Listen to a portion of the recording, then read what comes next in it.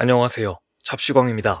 2023년 6월 14일 도요타 자동차는 아주 중요한 주주총회를 열었습니다.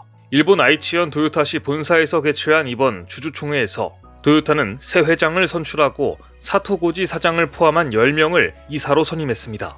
새 회장은 도요타 자동차를 창업한 도요타 기이치로 전 회장의 증손자로 무려 창업자 4세인 도요타 아키오였습니다. 도요타 아키오는 지난 2009년 사장에 취임해 14년 동안 회사를 이끈 뒤 올해 4월 회장직에 올랐습니다. 그런데 새로운 회장을 선출한 이번 도요타의 주주총회장은 그야말로 시끄러웠습니다. 세계적인 의결권 자문사 글래스 루이스가 갑작스럽게 도요타의 창업자 4세인 도요타 아키오 회장의 재선임을 반대하고 나선 것입니다. ISS와 함께 세계 양대 의결권 자문사로 통하는 글래스 루이스는 도요타의 새 이사 후보자 10명 전원에 대해 충분한 수의 독립된 사회이사가 없고 적절한 감독 능력에 대해서도 우려한다. 그 책임은 도요타 회장에게 있다며 도요타 아키오 회장의 선임을 반대했습니다. 경영을 감시해야 할 사회이사가 적절한 감독 능력을 갖고 있는지 우려된다는 지적이었습니다. 하지만 도요타 자동차 측은 독립사회이사 선임안에 4명이 포함돼 있어 도쿄증권거래소의 기준을 충족한다는 입장을 보이며 창업 4세의 회장 선출을 강행했습니다. 그러나 글래스 루이스는 독립사회이사 4명 중 1명이 도요타와 거래관계에 있는 미쓰이 스미토모 은행 부회장으로 독립적이라고 말하기 어렵다고 또다시 지적했고, 미 최대 연기금인 캘리포니아주 공무원 연금도 도요타 회장의 재선임에 반대 입장을 표명했습니다. 그런데 여기서 끝이 아니었습니다. 이번 도요타 자동차 주총을 앞두고 18년 만에 처음으로 주주 제안도 제출되었습니다. 네덜란드 연금 투자 회사인 APG와 덴마크와 노르웨이의 기관 투자자 등 3개사가 도요타의 대외 정보 공개가 기대에 못 미친다며 개선책을 정관에 반영하자고 요구하고 나선 것입니다. 이들은 기후 변화에 관한 활동 보고서 작성을 정관에 반영하기 위해 도요타 자동차 주주총회에서 18년 만에 주주 제안을 했지만 결국 주주의 동의를 얻지 못해 부결됐습니다. 그러나 18년 만에 처음으로 주주총회에서 해외 기관 투자자 3곳이 주주 제안을 시도했다는 사실과 세계적인 의결권 자문사인 ISS조차도 도요타 회장의 이사 재선임안은 반대하지 않았지만 대외 정보 공개에 대한 주주 제안에는 찬성 의견을 냈다는 사실이 알려지자 적지 않은 파장을 낳았습니다. 새로운 회장이 탄생하는 자리였지만 전 세계 각국이 하나가 되어 도요타를 맹비난하는 자리가 되어버린 것입니다. 그렇다면 대체 어떠한 이유로 도요타의 주주총회는 경영진을 비난하는 자리가 되었을까요? 그동안 도요타는 전기차 출시가 더디다는 이유로 환경단체들과 친환경 투자자들의 표적이 되었는데, 이를 의식했는지 올해도 역시 연리 행사처럼 전기차 관련 장밋빛 계획을 발표했습니다. 주주총회 직전 꿈의 배터리로 불리는 전고체 배터리의 내구성 문제를 극복했다며 실용화 시기로 2027년부터 2028년 전기차 탑재를 목표로 한다고 발표했습니다. 그러면서 개발된 전고체 배터리를 탑재한 차량은 10분 이하의 충전으로 1200km를 주행할 수 있다고 장담했습니다.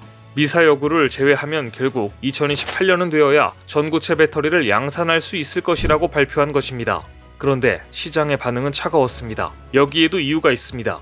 그동안 도요타는 전기차 시장에서 뒤처져 있지만 전고체 배터리를 양산하기만 하면 바로 역전할 수 있다며 그럴듯한 포부를 밝혀왔지만 실상은 참담했습니다. 처음에는 2022년에 양산 예정이라고 하더니 그 다음에는 2025년 양산 예정이라고 번복했고, 이번에는 2028년에 양산 예정이라고 발표를 한 것인데요.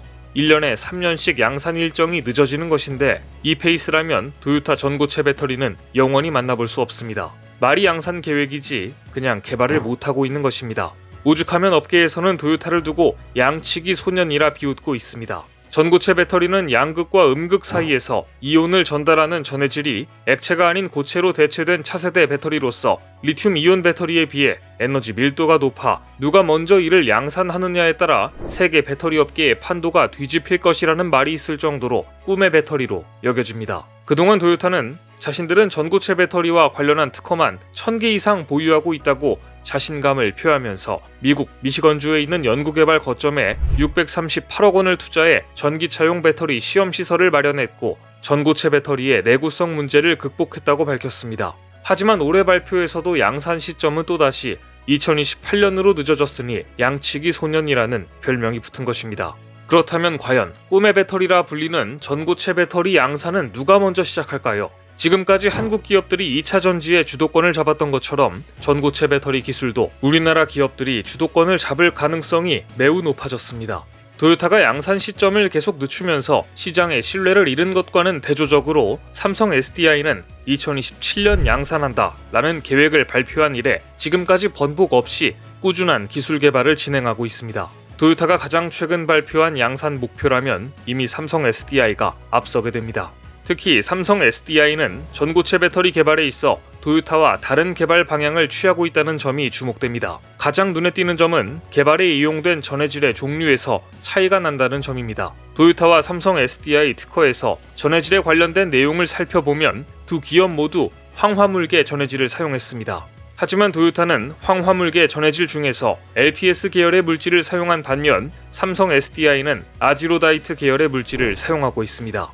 LPS와 아지로다이트는 특정 물질을 포함하는 고체 전해질로서 삼성 SDI가 사용하는 아지로다이트는 습도 감수성이 높고 기계적 강도가 낮은 단점이 있지만 지금까지 삼성 SDI는 양산 일정에 변경은 없었습니다. 반면 LPS를 기초로 양산을 계획한 도요타는 양산 계획을 계속해서 변경하고 있습니다. 이것을 미루어 보면 삼성 SDI가 사용하는 아지로다이트가 도요타의 전고체 배터리 관련 특허를 피하고 있으며 또한 양산 가능성이 더 높은 고체 전해질 물질로 판단됩니다. 삼성 SDI의 경우 무음극 배터리의 원천 기술을 가지고 있어 기술의 경쟁력이 있지만 한계점 극복을 위해 추가 기술 개발이 필요합니다.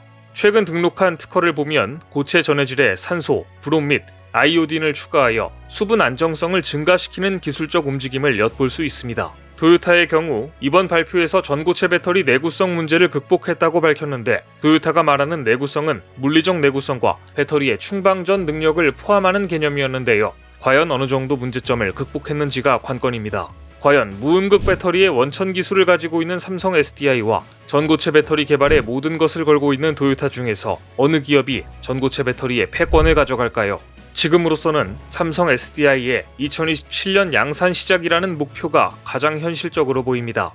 이런 상황에서 도요타의 또다시 최악의 악재가 터지게 됩니다. 도요타 자동차의 해외 고객 이름과 주소, 전화번호, 이메일 주소 등 고객의 개인정보가 대량으로 유출된 사실이 뒤늦게 밝혀졌습니다. 일본 내에서만 26만 명의 고객 정보가 유출됐을 가능성이 제기될 정도로 엄청난 고객 정보 유출 사태가 벌어진 것입니다. 지난 5월 31일 도요타는 자회사인 도요타 커넥티드에 관리를 위탁하고 있던 고객 정보가 외부에서도 접근할 수 있는 상태, 즉 외부 공개 상태였던 것을 발견했다고 발표했습니다.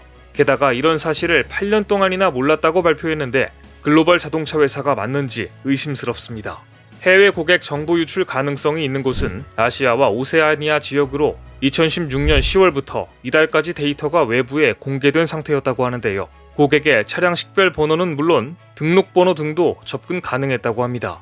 그런데 도요타의 고객 정보 유출은 이번이 처음이 아닙니다. 얼마 전에도 일본 사용자 215만 명의 고객 정보 10년치가 유출되었고 이때도 똑같은 변명을 했습니다. 자회사의 클라우드 환경 설정이 문제가 됐다고 말입니다. 이번 대규모 고객 정보 유출을 발견한 것도 고객 정보 10년치 유출 사건을 조사하다가 발견된 것이라고 하니 할 말이 없습니다.